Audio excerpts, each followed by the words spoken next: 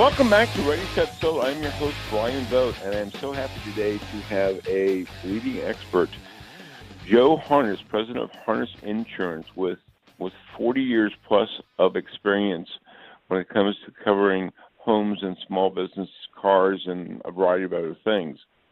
And Joe, one of the things that we kind of left off on, but during the break you talked about, there's a few things you wanted to add on about being prepared as far as the house and what coverages you may or may not need to have. Yeah, Brian. I just wanted to kind of follow up on the sump pump issue with the basements and the water in the basements. Just one thing I wanted to point out, and it's an issue that unfortunately there is no coverage for. And with all the rain that we've had and everything else, and we've had this, it doesn't happen often, but there's a thing called hydrostatic pressure.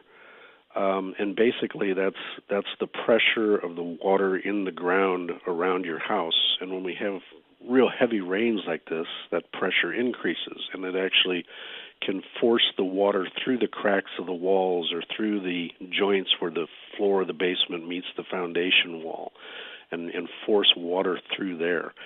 That is not a covered peril under a homeowner's policy, and I just wanted to point that out as a difference between that and water backup or sump pump failure. So just to be clear on things. The other thing, too, is as far as preparedness, we're getting into the spring, and people are going to start getting out their furniture for their deck and their patio, and maybe they've got a trampoline in the backyard, which the coverage there is kind of questionable on certain things. But big thing is with the winds, make sure that stuff is tied down, or if you know a storm's coming, put it in the garage. Get anything that's lightweight that can fly through the air, try to tie it down or remediate that issue. If you've got a neighbor next door that has a trampoline, maybe have a general conversation with them. Say, do you have that tied down? Is it anchored to the ground, or is it just sitting there? Because we've had issues where, we've had a trampoline fly from 3 doors down and smash through a whole wall of windows on somebody else's house, because when you get a wind, they fly pretty easy. But it's just thinking about those things and trying to remediate them is what we try to talk to people about. And I think, again, we talk about selling your house, and you just don't know some things that happen. And a situation like that we described, if you're selling your house, that is exactly the last possible thing that you could possibly want. I mean, having your glasses broke, and then that's going to stop the showings. Traditionally, that's going to take some time to get repaired. Right. All these things are come into play, and just by what I'm hearing you say is doing just a little bit of prep work in advance, just a little bit of information that you're giving can make, it's one of those situations where it never happens until it does. Right. And when it does, that's why having information, the right information that you're providing us right now, also tied into with the home selling process is a great thing. Yeah. Any other things you mentioned about hail during the break? Yeah, just the hail situation on roofs, and talking about it in real estate reference too, you want to make sure you have your roof looked at, or if you're buying a house, and normally with inspections they're going to look at the roof and everything. Because a lot of times people, have hail damage and they don't realize it on their roof. So you have to, if we have some kind of hail, the very small pea-sized hail usually doesn't have an effect on a roof, but anything larger could very well be damaging a roof. It can damage gutters, siding, windows, a number of different things. So just to take a look at it and make sure your roof's in good condition. And then that and selling the house too, you want to make sure all your utility areas are up to date, your HVAC, your electric, your plumbing, make sure those things are all, updated. Because the insurance companies, that's the questions we have to ask is, How old is your plumbing? How old is your furnace and your air conditioner? When was the last time you had a new roof put on?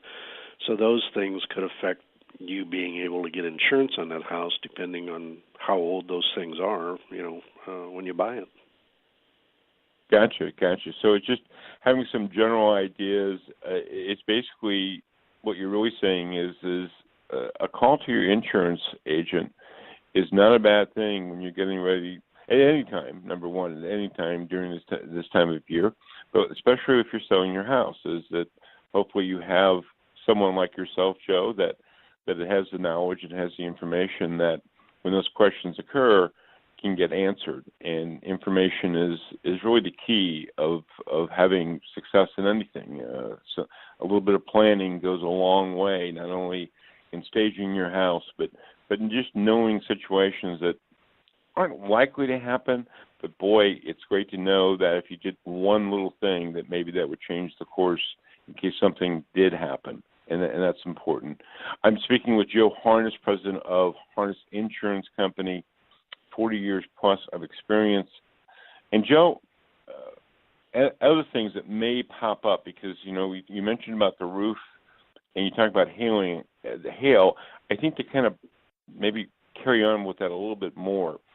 We have had situations where damage was done, but no leakage, and I think that's where sellers run into problems with. Since nothing happened, they didn't see any water drains, they didn't see anything happening, that they think that the roof is fine. That's not true, correct? Right. Yeah, you can have hail damage to shingles and not have any leaks in the roof. That's for sure. There's a definite science to it. I mean, we've actually had companies send out engineers to look at roofs to determine whether there actually was hail damage or not.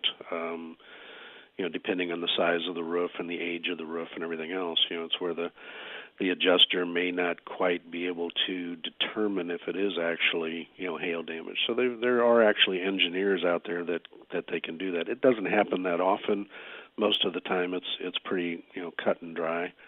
But you got to look too. They look for the age of the damage. Is it from this most recent storm, or is it older damage? That's why you should always. I know you don't always get up and look at your roof. You don't climb up there or anything else, but it wouldn't hurt maybe every 2 to 3 years to call a roofing company and say, can you come out and take a look at my roof? And they may charge you a fee to do that, but I think in the long run you're going to be better off because you want to know whether you have damage or not. Basically, ounce of prevention is what we're talking about. If there's even a doubt about it, call your insurance. Call someone like Joe Harnist, who has the experience. If you had, say, a home inspection and the roof passed, but a week later, God forbid, hail came in, insurance may be coming in down the road, and they're going to be spotting that. And that could be a real issue, and that's really important for people to understand. Yep. Hey, we're running out of time in this segment, but Joe's going to agree to stay on for a little bit longer. So we'll be back with Joe Harnist, president of Harnist Insurance. Again, 40 years of experience. That's something that you want to be looking for when you're looking for any insurance agent experience. We'll talk soon.